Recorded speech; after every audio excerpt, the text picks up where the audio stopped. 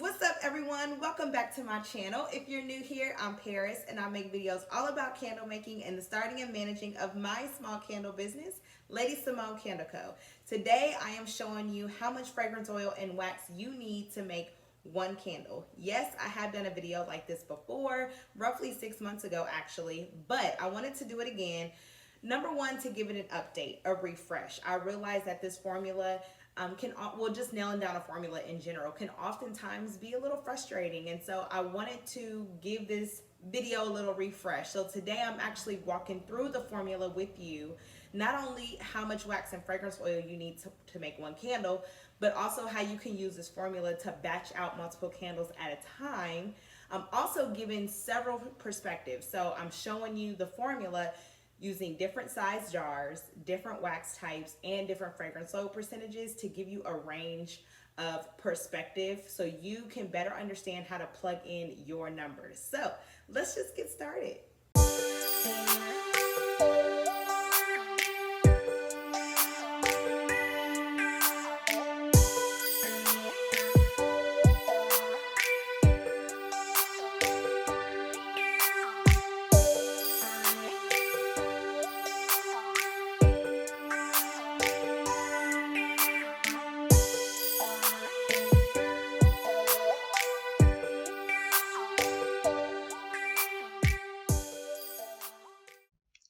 Let's do some candle math. Yes, I understand this can be one of the most challenging parts of the candle making process, but I have finally nailed down on a formula that has been working for me for quite some time now. I am a grams girl, so this formula will be in grams. So here are the calculations to make one candle. First, let's start with a few terms. Net weight, also known as the jar fill line. You can typically find this info where the jar is listed on the supplier's site or by contacting the supplier directly. Grams is the unit of measurement that I will be using. Fragrance load percentage. Most suppliers recommend anywhere between 6 to 12%. And this is determined by the type of wax that you use. Not every wax can hold the same amount of fragrance. So be sure to check your type of wax and how much the fragrance load percentage is. If you are a person that uses ounces and you would like to learn the grams for this particular formula, simply just use Google for any unit conversions. So here I am going to break down 3 different waxes using 2 different fragrance load percentages and 3 different size jars, just to kind of give you a variety of calculations and different perspectives. So first we are going to start with C6, which is the coconut soy wax. I actually use this in my line now. We are going to use a 6% fragrance load percentage. Also, we will be using a 9-ounce jar for this example. So for the wax, here is the formula. You want to take the net weight, divide that by 100% plus the fragrance load percentage. Using a 9-ounce jar, let's break that down. Net weight of a 9-ounce jar is 7 ounces. This is how much wax it can hold to the fill line. So I simply Googled what 7 ounces was to grams, and it's a little over 198 grams. I just simply round down. So 198 grams divided by 100% plus the fragrance load percentage. So simply just plug in the numbers. Remember, I am using a 6% fragrance load percentage. So 196 grams divided by 100% plus 6%. Then 198 grams divided by 106%, because 100% plus 6% is 106%. When you calculate that, you get 186 grams. So for one 9-ounce candle jar, which net weighs 7 ounces, you need 186 grams of wax. Now, how much fragrance oil do we need? you simply just want to take the net weight minus the wax amount, and that is going to give you your fragrance oil amount. So again, using a 9-ounce jar, you want to take the net weight, which was 198 grams, minus the wax amount, which was 186 grams. That is a total of 12 grams. So I need 12 grams of fragrance oil. Now let's try this using 464 Soy Wax. This is actually the wax that I started with when I first started learning how to make candles, and I know that is a wax that many of you use. We are going to use a 10% fragrance load percentage using an 8-ounce jar. So let's break down the wax. Again, the formula is the net weight divided by 100% plus the fragrance load percentage. Using an 8-ounce jar, let's break that down. The net weight of an 8-ounce jar is 6.4 ounces to the fill line, roughly. And so I simply Googled what 6.4 ounces was converted to grams. And that is a little over 181 grams. Again, I round down. So 181 grams divided by 100%. Plus the fragrance load percentage. So let's go ahead and plug in those numbers. Remember, we are using a 10-ounce fragrance load percentage. So 181 grams divided by 100% plus 10%. 181 grams divided by 110%, because 100% plus 10% is 110%. And that equals 164 grams. So for this example, you need 164 grams of wax. Now let's figure out how much fragrance oil we need. Remember, the formula is net weight minus wax amount will give you the fragrance load amount. Using an 8-ounce jar, we'll take the net weight, which was 181 grams, minus 164 grams, and that gives us 17 grams. So you need 17 grams of fragrance oil. Now let's try another popular wax amongst candle makers. I have decided to throw this an example because I know this is another alternative for those who still want to use paraffin but with a soy blend. This is IGI 6006. It's very popular and it is a Parasoy wax blend. We are going to use a 10% fragrance load percentage, which is what is recommended on Candle Science, which is a candle supplier, their website. So let's break down the wax. We are going to use a 16-ounce jar for this example. Again, the formula is net weight divided by 100% plus the fragrance load percentage. Using a 16-ounce jar, let's break that down. Net weight of a 16-ounce jar is roughly 12.8 ounces to the fill line. That's pretty much the standard. So the net weight, I simply Googled it to convert it to grams, and that is a little over 362 grams. So again, I round it down. So let's plug in our numbers. 362 grams divided by 100% plus the fragrance load percentage. Remember, we're using 10%. So 362 grams divided by 100% plus 10%. 362 grams divided by 110%, because 100% plus 10% is 110%. So then you want to take 362 grams divided by 110%, and that gives you 329 grams. So you need 129 grams of wax.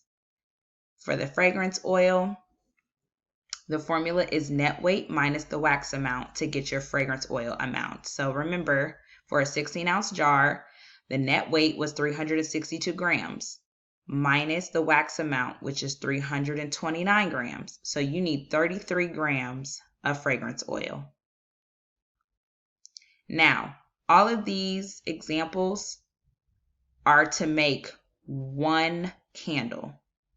So what do you do when you want to make multiple candles? When you make candles in batches, which is what you tend to do as you become seasoned in your candle making craft and when you start a business to build your inventory. So to make two or more candles, to make a batch, you simply just want to multiply the wax amount and the fragrance oil amount by the amount of candles you want to make. So for example, I use the coconut soy wax. This is the exact formula that I use for my candles.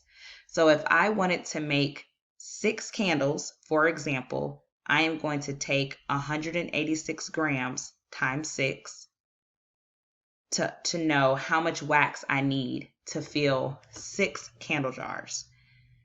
I'm going to take 12 grams times 6 to know how much oil it is going to take to fill 6 jars. Here is the example down here, 186 grams times 6. So I'm going to need 1,116 grams of wax. And then I'm going to take 12 grams times 6, which means I'm going to need 72 grams of fragrance oil. Now, when the wax is melted and it's time to add your fragrance oil, when all of that comes together, it fills 6 jars to the fill line. So there you have it. That is it. 3 examples on how to make one candle using 3 different waxes, different fragrance load percentages, and different size jars. Now stay tuned as I am going to give you a visual demonstration. All right, so now that we have walked through the formula step by step, understanding different perspectives, size jars, and wax types, and all that good stuff, we already know what we need to make a candle, right? So we're just going to dive right in. For the sake of this video, we are going to get started. I am using the 9-ounce straight-sided jar, which net weighs 7 ounces, which is 198 grams. I just got on Google and converted 7 ounces to grams, and it's a little over 198, but I typically round down. So that's what we're using today. And then I have my wax here. I am using the coconut soy wax blend, the C6 wax. I had recently, well, I shouldn't say recently, end of last year, towards last year, I switched over from 464 and I'm using this now. And so with this formula today, I am going to use a 10% fragrance load percentage, and let's get going.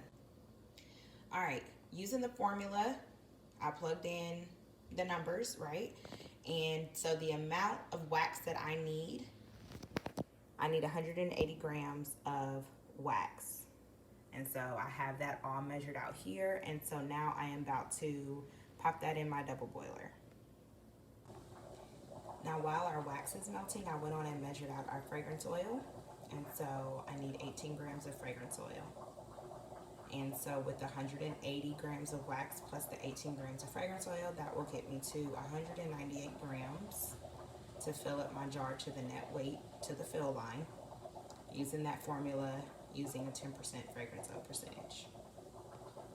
Now, while our wax is just about finished, I'm going to go ahead and sanitize the jar really quickly. I always recommend sanitizing your jar, just doing a nice little wipe down with alcohol and paper towels inside and outside of your jar. With all the manufacturing and process that it has went through and shipping and boxes, it's just great to do a nice clean wipe down so your wick has a super clean, squeaky clean surface to adhere to and not have to worry about all that debris. So I'm going to go ahead and take my wick stickers and wick the jar.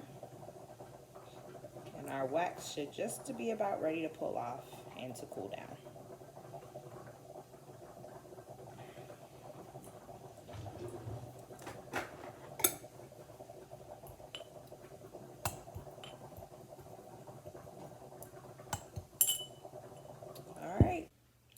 All right, y'all, I have pulled my wax off of the heat. I let it cool, added my fragrance oil at around 160 degrees, and I just finished testing it with the thermometer, and it has cooled to, it's about 145. So I am going to go ahead and pour and show you how we are going to get one jar.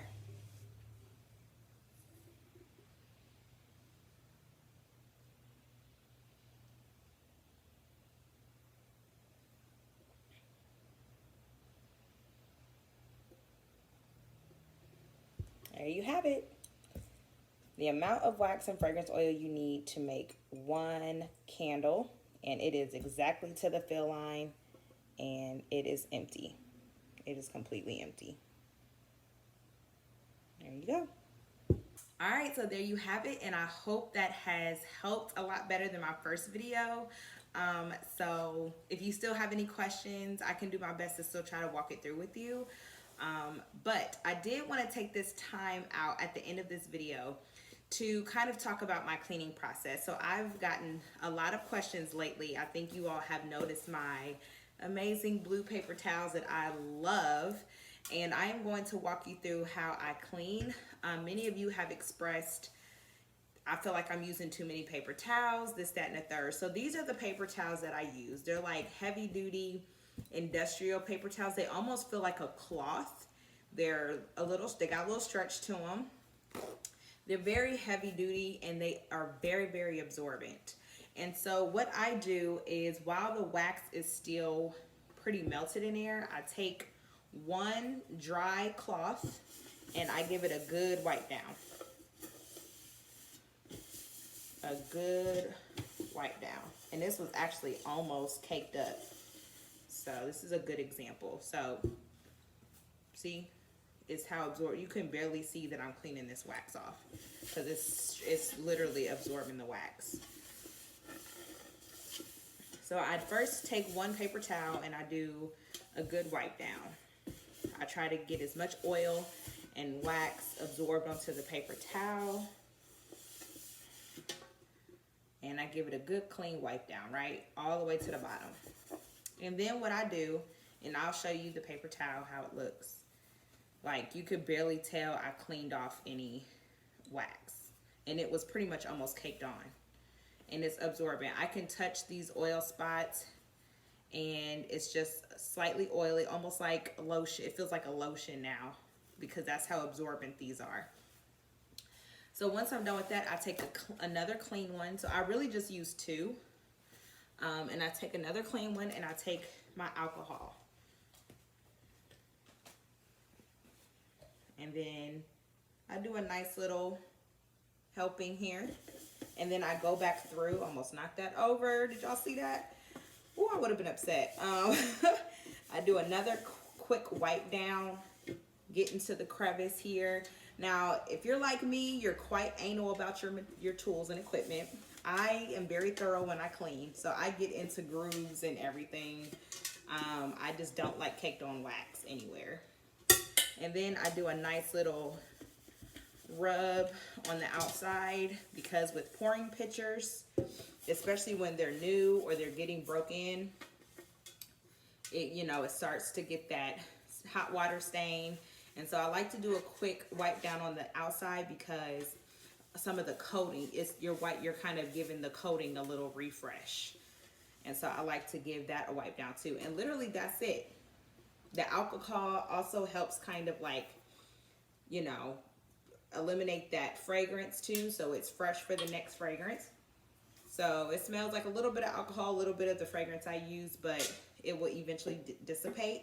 And that's exactly what I use. So when I'm batching out candles and there's a lot more wax that I'm using, once I use all the wax, I immediately do a wipe down with the dry paper towel and I set it aside. So if I'm using multiple pitchers, batching out a lot of candles, and I don't have time to do a thorough clean just yet, I'll just take a dry one and do a quick wipe down and just set it aside. So at the end of my candle making session or my batch session that I'm doing that day, then I take all of my tools and equipment and I do a full wipe down. So if you catch the wax while it's hot, while it's pretty much empty and there's just a little bit in there, before it gets too cakey, just go ahead and do a quick wipe down and set it aside until you're ready to fully clean it.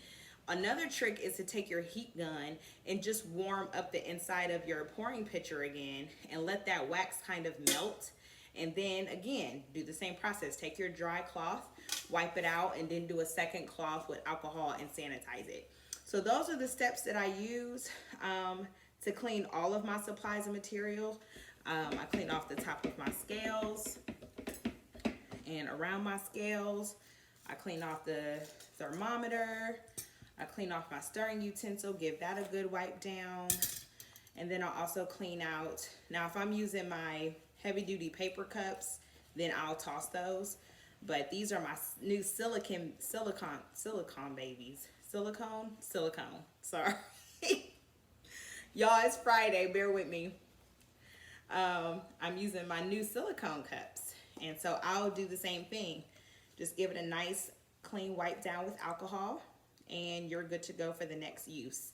So that is how I clean and sanitize my tools. And so that way they are fresh and clean for the next time I make candles. So I hope this has helped as well. I decided to slide this into the end of the video to also answer that question. It's trying to kill two birds with one stone here. So I hope you have enjoyed this video. Please don't forget to like, comment, and subscribe. Don't forget to follow me on social media, LadyC's Digital HQ. Don't forget to subscribe to LadyC's Digital HQ as well, where I have all of my helpful candle making tips and guides for you that is there to help you for your candle making journey. That link is in the description box under All Things Lady C. So check that out as well. And until next time, bye.